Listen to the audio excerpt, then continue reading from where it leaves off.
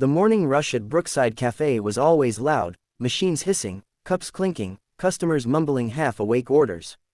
But today, for Daniel Hayes, it felt louder than usual, even overwhelming. Because today, like every day, he was doing his morning routine alone with his 4-year-old daughter, Rose.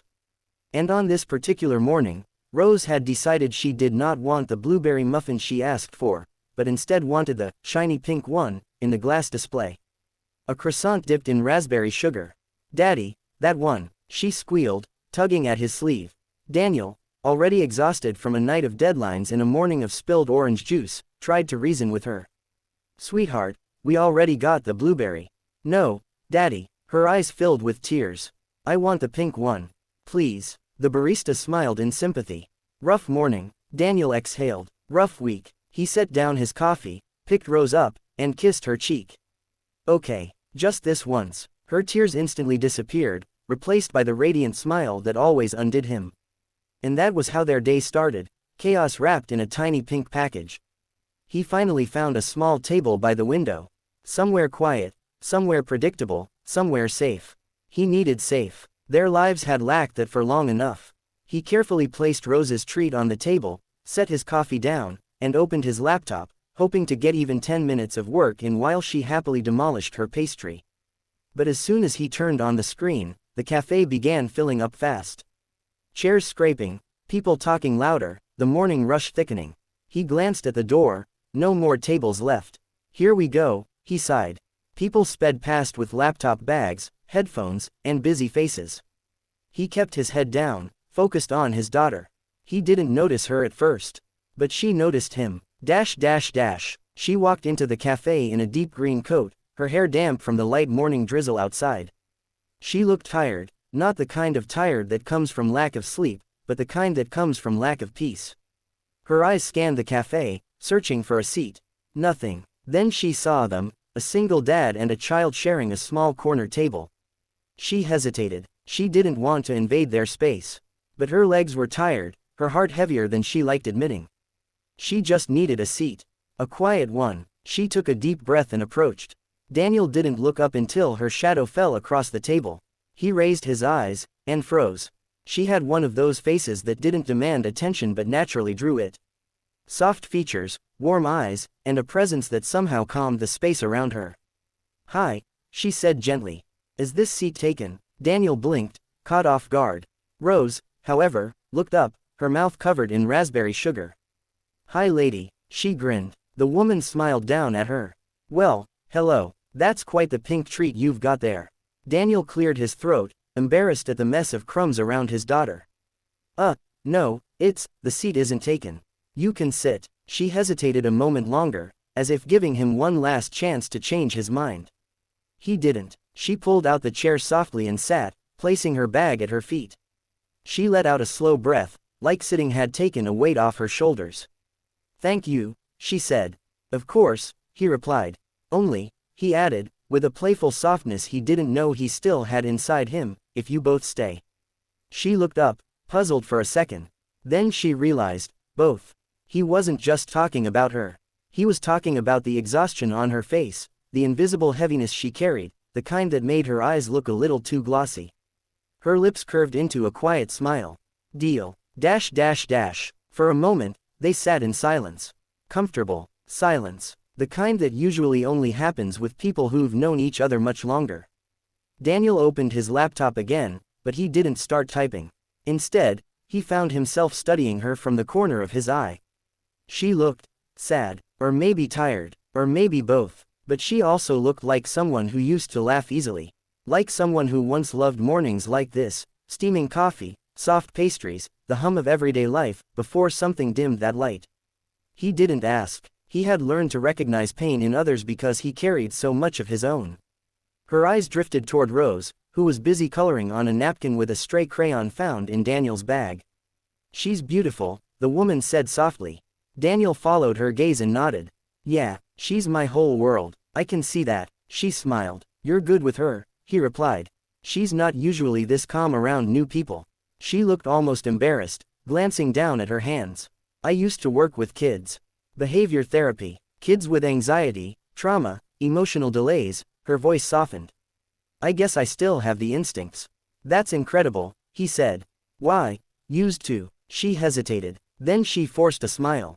Life changed. Plans changed. Daniel understood that statement too well.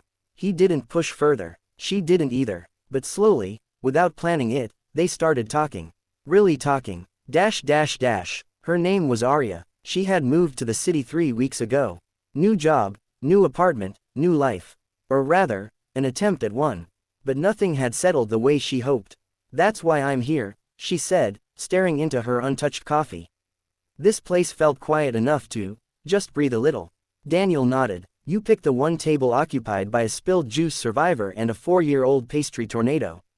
She laughed. Really laughed, for the first time in a long time. Then I definitely picked the right one. Her laugh tugged something deep inside him. Something he had locked away for years. He didn't date, didn't look, didn't entertain the idea, not since Rose's mother passed. But today, something in the air felt different. He glanced at Aria again. Soft green coat, hands wrapped around her coffee cup, tired eyes that still carried kindness. Maybe this wasn't about romance at all. Maybe both of them just needed a moment of quiet company in a chaotic world. Whatever it was, it felt right. Daddy, Rose whispered loudly, tugging his sleeve. Yes, baby, is she your friend? Aria looked amused. Daniel cleared his throat, weirdly nervous. Well, we just met. Rose blinked. But she's nice. Aria leaned in. I think you're the nice one. Rose smiled like she had just been handed a sparkly crown. Within minutes, Rose was chatting to Aria as if they'd known each other forever, talking about preschool, about drawing, about how her dad burned toast every single day. Hey, Daniel interjected, laughing. That is classified information. Not anymore, Aria grinned. The three of them stayed like that longer than any of them expected. Time moved strangely around the table, slower somehow. Softer. Daniel barely touched his laptop. Aria drank her coffee slowly, like she didn't want to rush the moment. Rose, finished with her pastry, asked, "Can the lady draw with me?" Daniel started to decline for her. She looked tired enough. But Aria responded first. I'd love to. She took the crayon and doodled a tiny flower. Rose gasped. That's so pretty. Daddy, look. Daniel leaned over. Wow, that's better than my stick figure masterpieces. Aria wiggled her eyebrows proudly. Art school dropout. I have some skills. Daniel expected her to say it jokingly, but there was something emotional behind her words. You went to art school? He asked. I tried, she replied. I got in, but life wasn't stable enough at the time, so I had to leave. She shrugged softly. Kids needed me more than my sketchbooks. Daniel studied her, admiration warming his voice. You gave up your dream for others. She shook her head. I like to think I traded one kind of purpose for another. He didn't say anything, but his eyes softened. He understood sacrifice too well. The morning faded into midday. Customers came and went. The cafe emptied and filled again. But they didn't move. Eventually, Aria glanced at the time on her phone and jolted. Oh no, I didn't realize it was so late. I'm sorry, I really didn't mean to take up your table for so long. You didn't, Daniel replied. You definitely didn't, Rose added, hugging Aria's arm. Aria's expression softened painfully. You're so sweet. She stood, adjusting her coat. I should get going, she said quietly. Something in Daniel's chest tightened. Not because this had been romantic, not in the traditional sense. But because he hadn't felt this kind of gentle connection in years. A connection with someone who didn't know his past yet somehow understood the heaviness in him. He didn't want the moment to end. But Aria gave him a small smile, as if sensing his thought.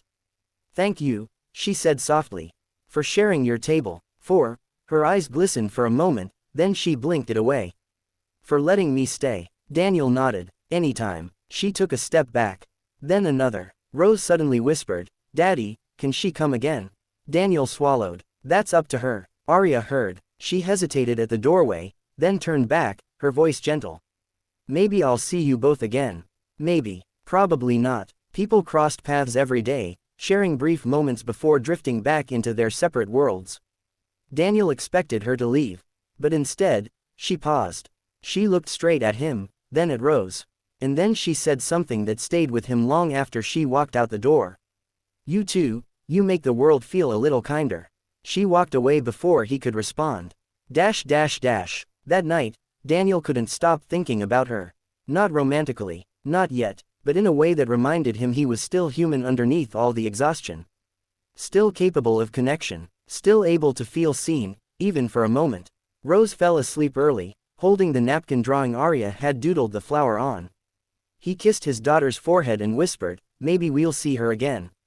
He didn't truly expect it. But life has a strange way of circling back. Dash dash dash. 3 days later, it happened.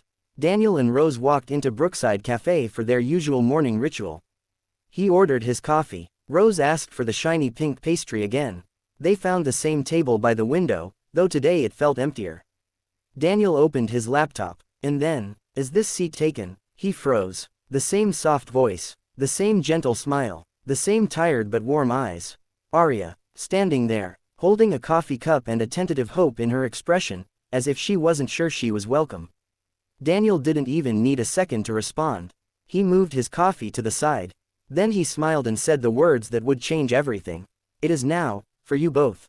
Dash dash dash. And from that morning on, everything changed. Not fast, not dramatically, but in small, quiet ways. Morning coffees together, drawing sessions with Rose, shared stories, gentle laughs, slow healing, a friendship first, a safe space next, a home, not defined by walls, but by the people at the table. Aria didn't just stay in their lives. She became part of their lives. And Daniel, who once believed his heart had closed forever, slowly realized something extraordinary. Sometimes the best things in life don't arrive loudly. Sometimes they arrive softly, with a gentle question, a warm smile, and 4 simple words that start everything. "Is this seat taken?"